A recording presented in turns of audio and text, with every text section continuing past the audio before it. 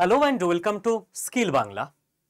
আজকে এই যে আমেরিকার ট্যারিফ 25% ভারতের ওপর, এটার সেকেন্ড পার্টের ভিডিও আমরা এই ভিডিওটাতে কথা বলবো। এখানে আমরা মূলত আলোচনা করব যে এই ট্যারিফের প্রভাব ভারতের ওপর কি হবে, আমেরিকার ওপর কিভাবে এই ট্যারিফ ব্যাকফায়ার করবে এবং সেখান থেকে ভারতের ডিপ্লোম্যাটদের নেক্সট স্টেপ কি হতে চলেছে। এই টপিকের ওপর বা এই ইস্যুর ওপর ফার্স্ট ভিডিও যে এই ট্যারিফটা কেন লাগানো হলো সেইটা অলরেডি চ্যানেলে করে দেওয়া হয়েছে, আপলোড হয়ে গেছে। এটা আমরা আলোচনা করছি সেকেন্ড পার্টটা। তো প্রথমেই আমরা দেখে নিই যে এই যে ট্যারিফটা লাগানো হলো ভারতের ওপর, এতে তো ভারতের নিশ্চিতভাবেই কিছু সমস্যা হবে। কি কি সমস্যা হবে দেখুন। প্রথম কথা, ভারতবর্ষের এক্সপোর্ট করতে বেশ সমস্যা হবে। আগের ভিডিওতে আমরা কি আলোচনা করেছিলাম, $118 বিলিয়ন এর জিনিস বা সার্ভিস আমরা আমেরিকাতে এক্সপোর্ট করি, রপ্তানি করি, বিক্রি করি। এবার ভিয়েতনাম বা ইন্দোনেশিয়ার মতো দেশগুলো যারা ভারতের পাশেই রয়েছে এবং যারাও যথেষ্ট এক্সপোর্টের জন্য, অর্থনীতি স্ট্রং করার জন্য টক্কর দিচ্ছে, চেষ্টা চালাচ্ছে নিজেরা, তারা কিন্তু বাড়তি সুবিধা পেয়ে যাবে আমেরিকার মার্কেটে তাদের এক্সপোর্টাররা ইন্ডিয়ার এক্সপোর্টারদের তুলনায়। কারণ ইন্ডিয়ার এক্সপোর্টারদের 25% ট্যাক্স দিতে হবে। ভারতের প্রথম প্রবলেম। ভারতের সেকেন্ড যে প্রবলেমটা আসবে সেটা হচ্ছে রুপির ডাউনফল হবে, অর্থাৎ টাকা, আমাদের যে রুপি, আমাদের কারেন্সি, সেটা আরো দুর্বল হবে। তার কারণ ব্যবসার ঘাটতি তৈরি হবে, ভারত কম বিজনেস করবে, এক্সপোর্ট কম করতে পারবে, তার ফলেই ডিমান্ড অনুযায়ী রুপির ডাউনফল হবে। 3 নাম্বার ভারতের কাছে যেটা প্রবলেম আসবে সেটা হচ্ছে স্টক মার্কেট। ভারতবর্ষের যে overall stock market, share market, Nifty, Sensex, সেই সমস্ত কিছু ডাউন হয়ে যেতে পারে।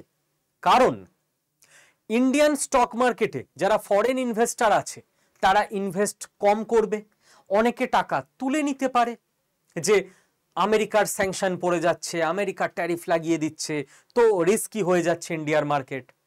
এবং 4 নাম্বার যেটা সমস্যা ইন্ডিয়াতে হবে সেটা হচ্ছে জব।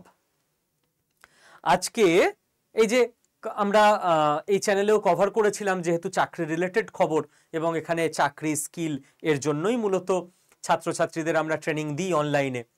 টিসিএস 12,000 এমপ্লয়ি ছাঁটাই করতে বাধ্য হচ্ছে। এখন ইন্ডিয়ার এরকম অনেক কোম্পানি তারা আমেরিকাতে এক্সপোর্ট করে বেঁচে থাকে, তাদের বিজনেস চলে আমেরিকাতে এক্সপোর্ট করার মাধ্যমে।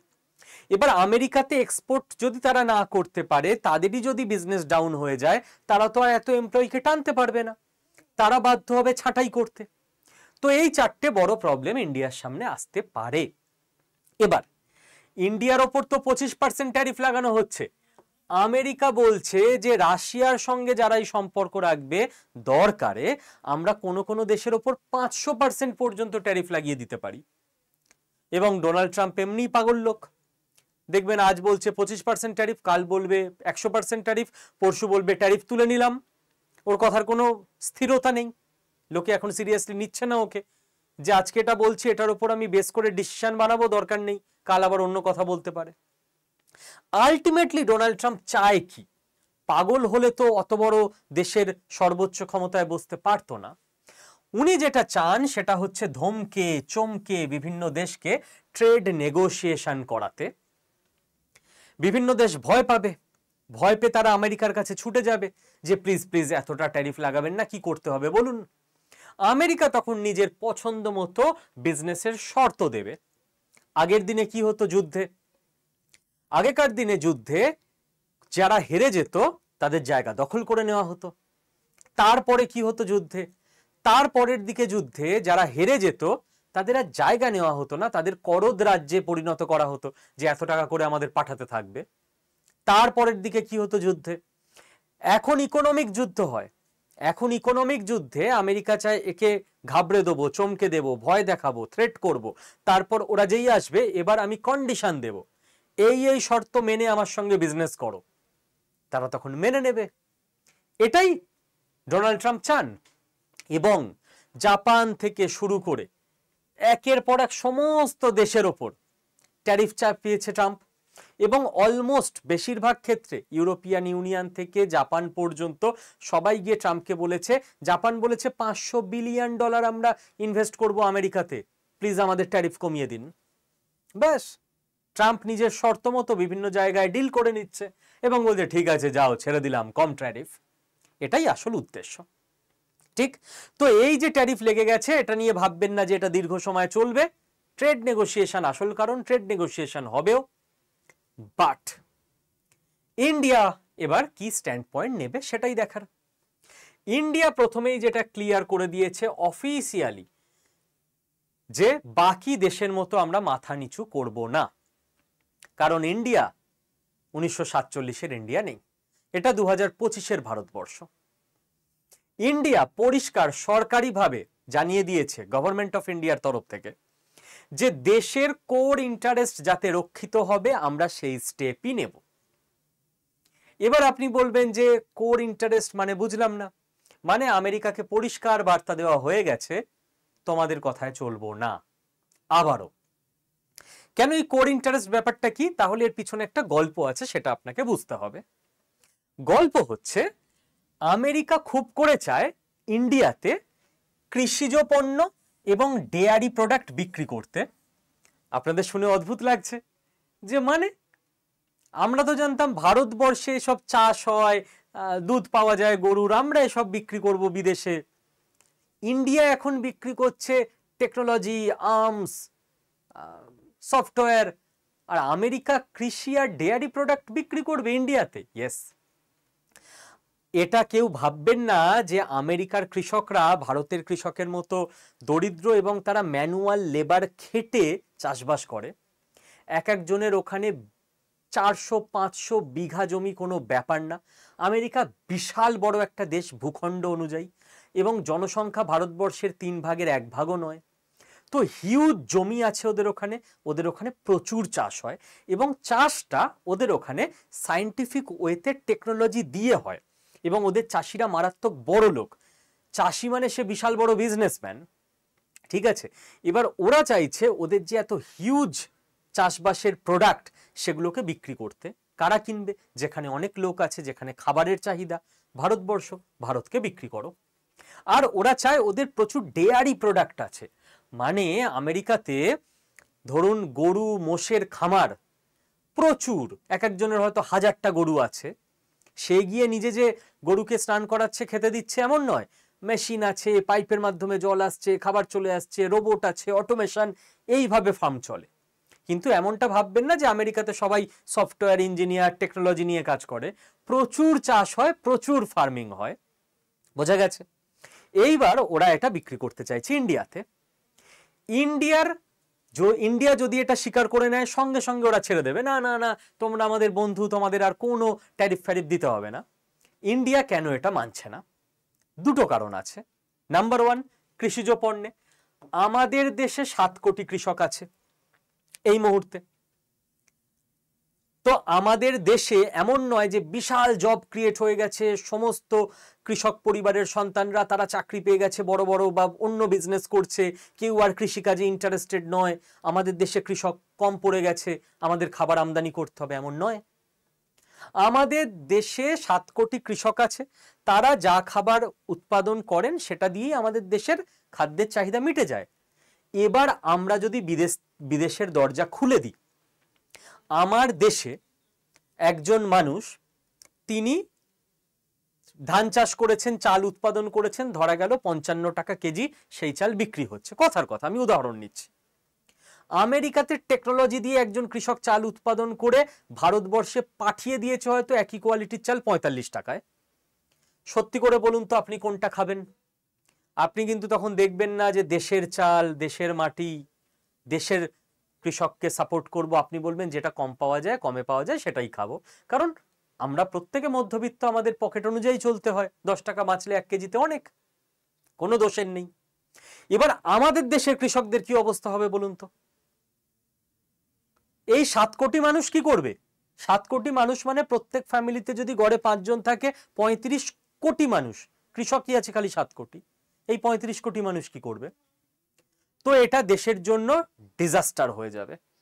এই জন্য আমেরিকার কৃষিজাত দ্রব্য ভারত সরকার ইন্ডিয়াতে ঢুকতে দিচ্ছে না। সেকেন্ড প্রবলেম হচ্ছে আমেরিকার যে কৃষিকাজ হয়, ওদের যে বীজ, সেই প্রত্যেকটা ফসলই মূলত জিএম করা, জিন modified, genetics modified. Genetically modified মানে কি? মানুষের যেমন জিন হয়, তো প্রত্যেকটা চাল ডাল সবকিছুরই তো ওরকম একটা জেনেটিক্স আছে না? জেনেটিক্যালি মডিফাইড খাবার খুব মারাত্মক জিনিস। মানে আপনার যদি 1 বিঘা জমিতে 10 বস্তা ধান হয়, জেনেটিক্যালি মডিফাইড ধান চাষ করলে ও 50 বস্তা হয়ে যাবে। হেভি লাভ। আমেরিকার চাষিরা এইভাবেই লাভ করছে। বাট ওটা যদি আপনি খান, 20 থেকে 30 বছর পর আপনার কি কি রোগ হবে আপনি জানেন না। চোখে দেখতে পারবেন না, হার্টের প্রবলেম বেড়ে যাবে, অবসাদ চলে আসবে, ক্যান্সারের সম্ভাবনা বেড়ে যাবে এবং ওবেসিটি চলে আসবে, মানুষ মোটা হয়ে যাবে, পুরো দেশ ফিনিশ হয়ে যাবে। আমেরিকাতে এই মুহূর্তে 55% মানুষ ওবেসিটিতে আক্রান্ত। এই জন্য এটাকে আসতে দেওয়া যায় না। নেক্সট হচ্ছে ডেয়ারি। ভারতবর্ষে ডেয়ারি প্রচুর লোকাল বিজনেস চলে। আপনার পাড়াতেও কোনো না কোনো কেউ আছে, দাদা ভাই, যে দুধ দিয়ে যায় বাড়ি বাড়ি। কোনো খাটাল আছে যেখান থেকে আপনি দুধ নিয়ে আসেন। তাদের কি হবে? নেক্সট হচ্ছে ইন্ডিয়াতে প্রচুর ইন্ডিয়ান কোম্পানি ডেয়ারি প্রোডাক্টের ওপর ভালো এম্পায়ার তৈরি করে নিয়েছে। আমুল একদম নাম্বার 1 আছে। তারপর আরো অনেক কোম্পানি চলে এসছে আজকাল, দুধের প্যাকেট থেকে, দইয়ের প্রোডাক্ট থেকে, পনির থেকে, সবকিছু আমরা কিনি দোকান থেকে, তাই তো? আমাদের এত এত মিষ্টির দোকান, ছানা পনির সবকিছুর দোকান, লোকাল প্রচুর লোক সেই মিষ্টির দোকানে দুধ ছানা সাপ্লাই দেয়। এবার যদি তার থেকে কম দামে মিষ্টির দোকান দুধ পেয়ে যায়, ওখান থেকেই কিনবে। এবার এত গোয়ালা ফ্যামিলি, এদের কি হবে? অ্যান্ড সেকেন্ড কথা, আমেরিকাতে গবাদি পশুকে, গরুকে, মহিষকে, এদের যে খাবার খাওয়ানো হয় সেটা প্রাকৃতিক খাবার নয়, খড় বিচালি ঘাস এরকম নয়। এদের যে খাবার খাওয়ানো হয় তার মধ্যে আবার নন ভেজ অ্যাডিটিভস থাকে। মানে গরুকেও এরা আমিষ খাবার খেতে দেয়। অ্যাকচুয়ালি ওরকম তো মাছ মাংস খেতে দেয় না, কিন্তু যে প্রসেস খাবারটা খেতে দেয় তার মধ্যে নন ভেজ থাকে, যেটা আমাদের দেশের প্রচুর সংখ্যক মানুষের আস্থা বিশ্বাসের এগেনস্টে যায়। যে ওই দুধটা দিয়ে পুজোর কাজে লাগবে, ঠাকুরকে অর্পণ করা হবে, কোনো না কোনো পবিত্র রিচুয়ালস হবে, কোনো না কোনো রিলিজিয়ানের, ধর্মের, তো সেখানে নন ভেজ খাওয়ানো হচ্ছে গবাদি পশুকে, সেটা আমরা অ্যাকসেপ্ট করতে পারি না। তো এইটা হচ্ছে মেন ভারত সরকার লড়াই করে যাচ্ছে, যে আমার দেশের ক্ষতি হবে, এই দুটোকে আমি ঢুকতে দেব না আমার দেশে। আমেরিকা যে করে হোক ঢুকতে চাইছে, কারণ ওদের দেশের তাহলে এক্সপোর্ট মারাত্মক বেড়ে যাবে। ওই যে 40 বিলিয়নের গ্যাপ আছে, আগের ভিডিওতে বলেছি, ওই গ্যাপটা ওরা মিটিয়ে নিতে পারবে। বোঝা গেল গল্প? আর দুটো ব্যাপার আছে।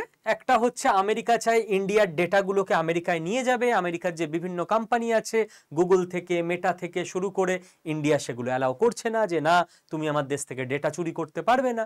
চুরি তো বলা যায় না, ওদের ভদ্র ভাষায় বলা হচ্ছে নিয়ে যেতে পারো না। এবং হার্টের স্টেন্ট থেকে শুরু করে নি ইমপ্ল্যান্টস, হাঁটু ফাটু পাল্টানোর যে জিনিসপত্রগুলো লাগে, যেগুলো এমনি অনেকটা খরচ সাপেক্ষ, আমেরিকা চায় এর ওপর থেকে প্রাইস ক্যাপিং তুলে দিতে, আরো মুনাফা করবে, আরো বেশি দামে বিক্রি করতে পারবে। ঠিক আছে? এগুলো অনেক ক্ষেত্রে আমেরিকা থেকে আবার ইন্ডিয়া নিয়ে আসে উল্টে। ইন্ডিয়া যেমন আমেরিকাতে ওষুধ পাঠায়, সেরকম স্টেন, নি ইমপ্ল্যান্ট ইন্ডিয়া আবার কিনে আনে। এবার ইন্ডিয়ার গভর্নমেন্ট বলছে যে না, আমাদের দেশের মানুষজন এমনি এত টাকা অ্যাফোর্ড করতে পারবে না, তার মধ্যে এই ধরনের অতি প্রয়োজনীয় চিকিৎসার জিনিস, এর যদি দাম আরো বেড়ে যায়, আমরা তো প্রাইস কন্ট্রোল, প্রাইস ক্যাপিং এর বাইরে যাব না, তাহলে আমার দেশের আরো প্রবলেম হয়ে যাবে। এই নিয়ে মূলত সমস্যা। তার মধ্যেও মেন সমস্যা হচ্ছে এই দুটো মেনে নিলেই ডোনাল্ড ট্রাম্প হ্যাপি। ওকে, তো ইন্ডিয়া বুঝিয়ে দিয়েছে যে আমরা আমাদের কোর ইন্টারেস্ট সাপোর্ট করব, তার এগেনস্টে যাব না, মাথা আমরা ঝোকাবো না। দেখা যাক আমাদের নেগোসিয়েটার যারা যাবেন, আইএফএস অফিসাররা, তারা কতটা দক্ষতার সঙ্গে পুরো ব্যাপারটা হ্যান্ডেল করতে পারেন। আমরা আশা করব তারা বেস্ট মানুষ আমাদের দেশের। এবার আমেরিকার কি কি সমস্যা হবে? সমস্যা একপাক্ষিক নয়, আমেরিকা নিজেও চাপে আছে মনে মনে, যে ভয় তো দেখিয়ে দিলাম, ভয় যদি ইন্ডিয়া না পায় উল্টে আমাদের দিকে ব্যাকফায়ার করবে, বুমেরাং হয়ে যাবে। কি? আমেরিকার যত মাল্টি ন্যাশনাল কোম্পানি আছে এমএনসি, তার যে টেক পার্ট, টেকনিক্যাল যে পার্ট, সফটওয়্যার টেক, সেটা মূলত ইন্ডিয়ান সাপ্লাই চেনের ওপর ডিপেন্ড করে, ইন্ডিয়ানরা সামলায়, ইন্ডিয়ার কোম্পানিগুলো সেই কাজগুলো করে। এবার আমেরিকার কোনো কোম্পানি, প্রাইভেট লোক সেই কোম্পানির মালিক, সে বলছে ভাই ইন্ডিয়ার থেকে আমি কাজ করাচ্ছিলাম কম টাকায়, সরকার ট্যাক্স বসিয়ে দিয়েছে, এবার ইন্ডিয়ার থেকে তো এত কম টাকায় আমি কাজ করাতে পারবো না, কারণ ট্যাক্সের টাকাটা অ্যাড হয়ে যাবে ইন্ডিয়ার লোককে দিয়ে কাজ করালেই, ইন্ডিয়ার কোম্পানিকে দিয়ে আমার বিজনেস ডকে উঠে যাবে, তো আমেরিকানদের বিজনেস চাপে পড়ে যাবে। সেকেন্ড হচ্ছে, ইন্ডিয়া নিজেকে লাস্ট 10-12 বছরে ম্যানুফ্যাকচারিং হাব হিসেবে সারা পৃথিবীতে প্রতিষ্ঠিত করে দিয়েছে। অ্যাপেলের ম্যানুফ্যাকচারিং ইন্ডিয়াতে হয়, আমি এই চ্যানেলেই ভিডিও করেছি, ম্যানুফ্যাকচার ওয়ার্ল্ড ইন্ডিয়ার কি মারাত্মক হারে বাড়ছে। এবার অ্যাপেলের মালিককে ডোনাল্ড ট্রাম্প লিটারালি ভয় দেখাচ্ছে যে ইন্ডিয়াতে ম্যানুফ্যাকচারিং বন্ধ করে দাও, আমেরিকাতে করো। এখন ও একটা এত বড় কোম্পানি ইন্ডিয়াতে করেছে, ও রাতারাতি এটা বন্ধ করে আমেরিকায় চলে যাবে? বলছে ভাই তোমরা রাজনীতি করছো, আমার বিজনেস মাঝখান থেকে ডকে উঠে যাবে। সেকেন্ড কথা, ইন্ডিয়াতে যে স্কিলড লেবার আছে, যেটা স্কিল ইন্ডিয়া, এটা ওটা, সেটার মাধ্যমে লাস্ট 10 বছর ধরে ইন্ডিয়া বানিয়েছে, আমেরিকাতে আছে।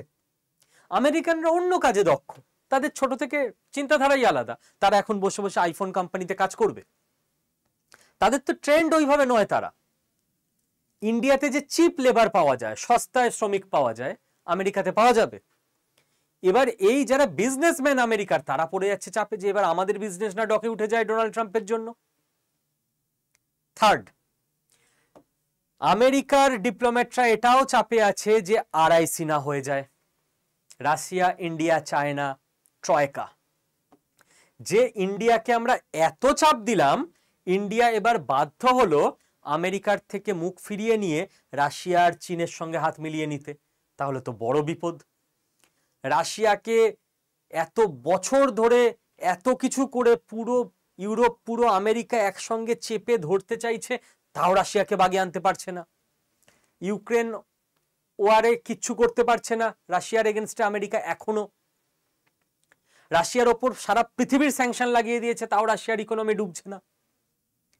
চীন এদিকে হু হু করে ইকোনমিতে উন্নতি করছে। আর এই দুটো পাওয়ারের সঙ্গে গিয়ে যদি বন্ধু হিসেবে ইন্ডিয়া যুক্ত হয়, তাহলে তো আমেরিকা এবং ইউরোপের উল্টো দিকে রাশিয়া, ইন্ডিয়া, চায়না তিনটে পিলার এক হয়ে দাঁড়িয়ে গেলে জিওপলিটিক্স বদলে যাবে। এবার আপনারা বলবেন এও কি সম্ভব? জিওপলিটিক্সে এমন এমন ঘটনা ঘটেছে যা গল্পকে হার মানিয়ে দেবে। ইন্টারেস্ট ম্যাটার, আজ যে শত্রু বন্ধু হতে 2 মিনিট লাগে না, এবং উল্টোটাও তাই জিওপলিটিক্সে।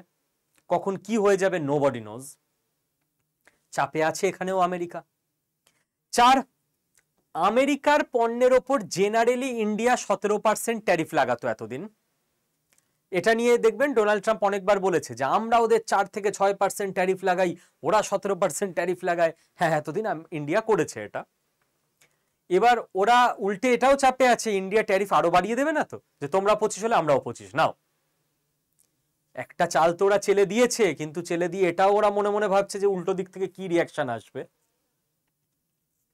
নেক্সট, ইনফ্লেশন, সব থেকে বড় মাথা ব্যথার কারণ ডোনাল্ড ট্রাম্পের। ইন্ডিয়ার $118 বিলিয়ন জিনিস আমেরিকায় যেত, কারা ওগুলো খেত বা কিনতো বা নিত? আমেরিকার সাধারণ জনগণ। আমি ধরলাম কাল থেকে সেটা আর যাচ্ছে না, কম যাচ্ছে।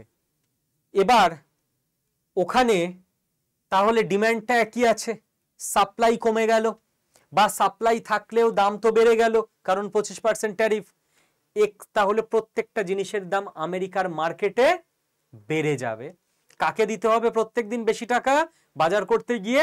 আমেরিকার সাধারণ মানুষের। আর কোন দেশের মানুষের মধ্যবিত্তর যে যে দেশেই থাকুক তার সেরকম খরচও আছে। যদি পকেটে টান পড়ে, সে কিন্তু সরকারের বিরুদ্ধে যেতে সেকেন্ড বার ভাববে না। ডোনাল্ড ট্রাম্প চাপে আছে। ডোনাল্ড ট্রাম্প এই চাপেও আছে যে এবার ইন্ডিয়া ডলারের বিরুদ্ধে অর্থাৎ ডি ডলারাইজেশনের পক্ষে কোনো বড় স্টেপ না নিয়ে নেয়। ইন্ডিয়ার মতো দেশ যদি ডলারকে বয়কট করতে শুরু করে দেয় যে এত চাপ মেনে নেবো না, চলো টোটাল এগেনস্ট আমরা তোমাদের, তাহলে ডলার পড়ে যাবে চাপে। এবং বলতে না বলতে রাশিয়ার অ্যাম্বাসাডার যিনি ইন্ডিয়াতে আছেন তিনি ঘোষণা করে দিয়েছেন India Russia payment pact sign হয়ে গেছে। রাশিয়া ইন্ডিয়ার পেমেন্ট সিস্টেম নিয়ে নিয়েছে। বড় ধাক্কা ডলারের কাছে। যারা ওয়ার্ল্ড ইকোনমি বোঝেন, কখনো পরে আমি ব্যাখ্যা করে দেবো ইকোনমি আলাদা করে। এবং ইন্ডিয়া তো চুপ করে বসে থাকবে না যে বাবা আমাদের কি হবে, আমেরিকা কাছে মাল বিক্রি করতে পারছি না আমরা। সারা পৃথিবীতে 193টা দেশ আছে, আমেরিকা একটা দেশ। হ্যাঁ, আমেরিকার মার্কেট অনেক বড়।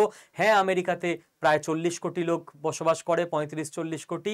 হ্যাঁ, আমেরিকার লোকের কাছে অনেক টাকা আছে, বাট বাকি পৃথিবীও তো আছে 192টা দেশ।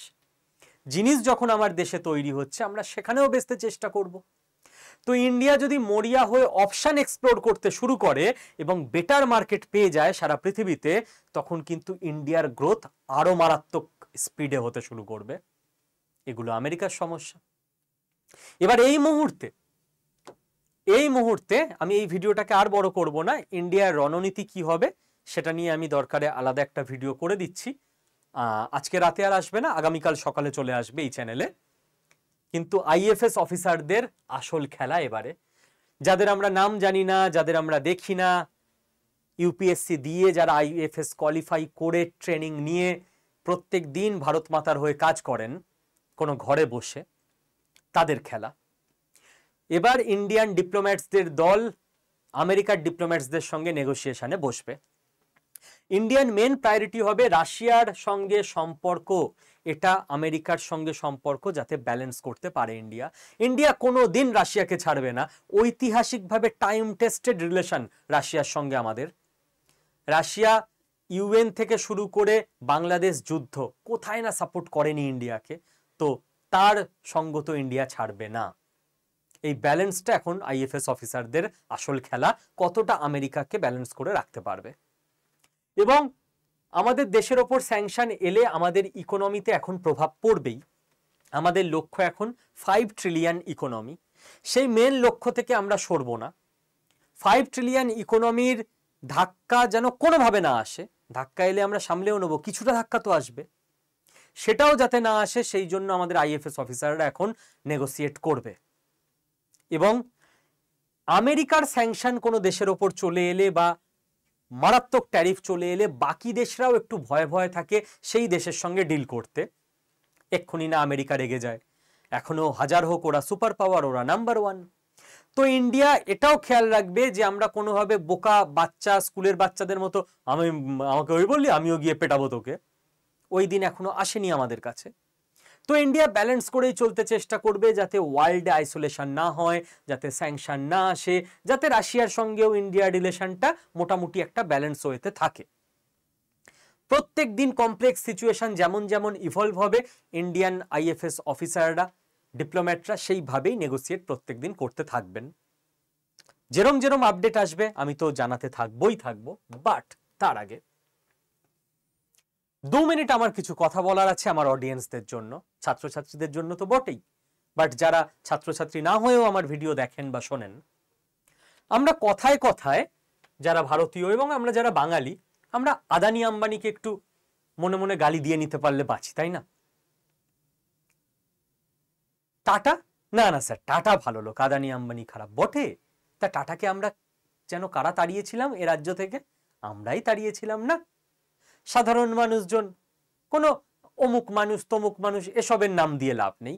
সাধারণ সমস্ত বাঙালি, সমস্ত মানুষ সবার কম বেশি ইন জেনারেল সাপোর্ট থাকে বলেই তো কোনো মানুষ সামনে এসে কোনো কাজ তারপর করতে পারেন, তাই না? তো আমরা কিন্তু টাটা হোক, বিড়লা হোক, আদানি হোক, আম্বানি হোক, সমস্ত শিল্পপতির বিরুদ্ধে কিছু একটা বলে দিতে পারলেই মনে মনে শান্তি পাই। তারপর পরে বলি যে না না টাটা ভালো লোক ছিল। কিন্তু ভেবে দেখুন তো, আজকে যদি আমাদের দেশে একটা গুগল থাকতো, একটা মেটা থাকতো মানে ফেসবুক, একটা এক্স থাকতো মানে টুইটার, একটা টেসলা থাকতো, একটা লকহিড মার্টিন থাকতো। লকহিড মার্টিন মানে আমেরিকার বিশাল বড় অস্ত্র ব্যবসায়ী কোম্পানি। আমেরিকা পারতো আমাদের দিকে চোখ তুলে তাকাতে? এগুলো কারা তৈরি করবে? গুগলের মতো, মেটার মতো, এক্স এর মতো, টেসলার মতো, লকহিড মার্টিনের মতো কোম্পানি আমি আপনি তৈরি করব না তো। এগুলো তৈরি করতে যে মারাত্মক ইনভেস্টমেন্ট দরকার, এ তো কোনো ছোট ব্যবসা না যেটা আমরা তৈরি করব। সেটা আমাদের দেশের যারা অলরেডি বড় বিজনেসম্যান, ইন্ডাস্ট্রিয়ালিস্ট, তারাই তো করতে পারে। তো আমাদের বুঝতে হবে যে আমাদের দেশের ইন্ডাস্ট্রিয়ালিস্টদের সম্মান করতে হবে আমাদের। একটা দেশ কতটা এগোবে সেটা এই মুহূর্তে আজকের 2025-এর পৃথিবীতে ডিপেন্ড করে সেই দেশের ইন্ডাস্ট্রিয়ালিস্টরা কতটা এগোচ্ছে। আমেরিকা ডোনাল্ড ট্রাম্পের জোরে কিছু করছে না, আমেরিকা গুগলের দমে, মেটার দমে, এক্সের দমে, টেসলার দমে, লকহিড মার্টিনের দমে করছে। কারণ ওদের কাছে পৃথিবীর সেরা সেরা কোম্পানিগুলো আছে। কোম্পানি কে বানিয়েছে? সরকার বানিয়েছে, কোনো না কোনো শিল্পপতি বানিয়েছে, সাধারণ মানুষ বানিয়েছে। অবশ্যই আমাদের দেশেরও কোনো বিজনেসম্যান, কোনো শিল্পপতি কোনো দুর্নীতি করলে সাধারণ মানুষ হিসেবে আমাদের ফুল রাইটস আছে, অধিকার আছে এবং করা উচিত প্রতিবাদ। কিন্তু কথায় কথায় সবকিছুতে বিজনেসম্যানদের গালি দিয়ে দেওয়া উচিত না, তাদের রেসপেক্ট করতে হবে, তারা আমাদের দেশকে এগিয়ে নিয়ে যাচ্ছেন। কেন এই কথা বললাম রেসপেক্ট? কারণ আমি আগেও একটা ভিডিওতে বলেছিলাম আমাদের দেশে বিজনেস লোকে কেন করতে চায় না? বিজনেসের রেসপেক্ট নেই। আজকে একটা ছেলে, সে হয়তো প্রাইভেটে বা সরকারিতে চাকরি করে মাসে 60,000 টাকা মাইনে পায়, আর আজকে একটি ছেলে, সে হয়তো বিরিয়ানির বিজনেস করে এবং ফেমাস বিরিয়ানির দোকান চালায়, 5টা এমপ্লয়িকে নিয়ে নিজে বসে, মাস গেলে ও লাভ করে 3 লাখ টাকা এমপ্লয়ীদের মাইনে দিয়ে, ট্যাক্স দিয়ে। যদি আমাদের সমাজে দুটো ছেলেরই বয়স 30 বছর হয় এবং বিয়ের প্রস্তাব আসে সম্বন্ধ করে, এখনো বেশিরভাগ বাবা মা বলবেন যে না না, ওই চাকরিজীবী ছেলেটাই ভালো, ওর সামাজিক সম্মান বেশি। কারণ আরেকজন বিরিয়ানির দোকান চালায়, সম্মান নেই। আমাদের মনের মধ্যে ঢুকে গেছে ব্যবসায়ী মানে সম্মান নেই, বাজে লোক, চোর। না, সব ব্যবসায়ী কেন চোর হবেন? আপনাদের মধ্যে অনেকের বাড়ির লোক কিছু না কিছু ব্যবসা করেন, আপনারা তো সৎ মানুষ। নিশ্চয়ই কেউ চোর আছে, তার জন্য সমস্ত ব্যবসায়ী সমাজ কিন্তু চোর নয়। কেউ মুদির দোকান দিচ্ছেন, কেউ সবজি বিক্রি করছেন, কেউ কোনো না কোনো বিজনেস করছেন। তো আমাদের সমাজে ছোট স্তর থেকে বড় স্তর যদি ব্যবসায়ীদের সম্মান না আসে, নিউ জেনারেশন ব্যবসা করতে চাইবে না। কে চাইবে সামাজিক অসম্মান নিয়ে বেঁচে থাকতে সারা জীবন? আর বিজনেস যদি আমাদের দেশে না বাড়ে, আমাদের দেশ এগোবে না। তো আমাদের দেশে এই মুহূর্তে যেটা দরকার সেটা হচ্ছে স্টার্ট আপ। যারা আজ থেকে 30 বছর পর গিয়ে এদেরকে টক্কর দিতে পারবে। এরাও তো কোনো একদিন ছোট থেকেই শুরু হয়েছিল, তাই না? তো আমাদের ইয়াং জেনারেশনকে স্টার্ট আপে মানসিকভাবে অন্তত শক্তি দিতে হবে, মোরাল সাপোর্ট দিতে হবে যে ভাই করো, আছি পাশে। সামাজিক অসম্মানের ভয় নেই, ব্যবসা ছোট কাজ নয়, ভালো কাজ। ব্যবসা করলে দেশ এগোয়, তুমি দেশের কাজ করছো। হ্যাঁ, কাউকে ঠকিও না, দেশের কোষাগারে ট্যাক্স সৎভাবে দিও, এমপ্লয়ীদের সঙ্গে সৎ আচরণ করো, এটুকুই কাঙ্ক্ষিত। আমাদের দেশে দরকার প্রচুর পরিমাণে সায়েন্স নিয়ে পড়াশোনা। সবাই তো বিজনেস করবে না, যাদের সায়েন্সে আগ্রহ আছে, যে লকহিড মার্টিনের থেকে বড় কোম্পানি আমাদের দেশে তৈরি হবে, গুগল মেটার থেকে better company, better search engine গুগলের থেকে আমাদের দেশ তৈরি করবে। কি চাই এর জন্য? সায়েন্স। আমাদের দরকার টেকনোলজির পড়াশোনা। যাদের বাড়িতে ছোট ছোট বাচ্চা আছে, যদি ইন্টারেস্ট থাকে ওর টেকনোলজিতে, একটু খোঁজ খবর করুন। এখন প্রচুর এই ধরনের ইনস্টিটিউট হয়েছে, কলেজ হয়েছে, যেখানে ভালো টেকনোলজির পড়াশোনা হয়। আইআইটি আছে, তার জন্য প্রবেশিকা পরীক্ষা দিয়ে পাশ করতে হবে। এবং এই যে রাশিয়া থেকে তেল কিনছো কেন, স্যাংশন লাগিয়ে দেবো, এই পেট্রোল ডিজেলের ওপর থেকেই আমাদের পুরো যে ডিপেন্ডেন্সি সেটাকে সরিয়ে ফেলতে হবে। আমাদের টোটাল শিফট হতে হবে ইভিতে। পেট্রোল ডিজেল ইউজই করি না আমরা, বিদেশ থেকে কিনি, শোধন করি, বিদেশে বিক্রি করি, মুনাফা রাখি। এবং আমাদের গোটা এনার্জি সেক্টর সূর্যদেবের আশীর্বাদে ভারতে সূর্যের তেজ, সূর্যের আলোর অভাব নেই। টোটাল এনার্জি সেক্টরের একটা বড় অংশ আমাদের শিফট করাতে হবে সোলারে। আপনার কাছে যেটুকু টাকা আছে কিছু কিছু করে অল্প অল্প করে সোলার জিনিসপত্র কিনুন। অল্প টাকা আছে তো একটা সোলার ল্যাম্পই কিনুন না। দেখুন না সোলার ল্যাম্পটা কেমন চলছে। সোলার জিনিস আমাদের দেশে বিক্রি বাড়বে, কোম্পানিগুলো ইন্টারেস্টেড হবে, এই তো লোকে কিনছে।